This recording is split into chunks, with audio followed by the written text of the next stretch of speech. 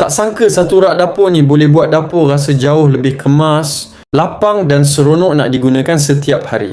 Sejujurnya saya memang jenis yang suka bila dapur nampak teratur. Bila dapur kemas, pergerakan jadi senang, mata pun rasa tenang dan mood nak masak pun terus naik. Saya suka dapur yang ada susunan jelas, barang senang dicapai dan ruang tak nampak sempit walaupun hakikatnya dapur bukanlah besar mana.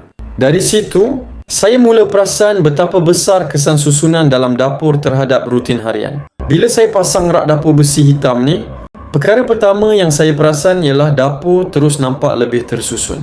Ruang yang sama tapi rasa berbeza. Dapur nampak lebih lapang dan lebih kemas dan lebih estetik. Barang tak lagi bertindih di satu tempat. Kesemuanya dah ada di posisi sendiri. Dari situ, saya mula susun dapur ikut fungsi, bukan ikut mana yang sempat letak. Bahagian yang paras perut memang ngam untuk letak dapur gas. Berdiri masak jadi lebih selesa sebab tak perlu tunduk dan tak perlu jangkau tinggi. Kedudukan dia buat pergerakan jadi semula jadi, dari potong, ke masak, ke angkat periuk, semuanya dalam satu zon yang mudah dicapai. Rak atas pula saya guna untuk barang ringan dan peralatan dapur seperti sudip, senduk penutup periuk dan bekas kecil. Senang capai, senang nampak dan tak ganggu ruang kerja. Tong gas pun boleh diletakkan kemas di bahagian bawah. Susunan jadi jelas, tak bercampur dan tak berserabut. Rangka rak ni daripada besi warna hitam. Bila dah siap pasang, rasa dia solid. Bila letak barang, tak ada rasa lembik.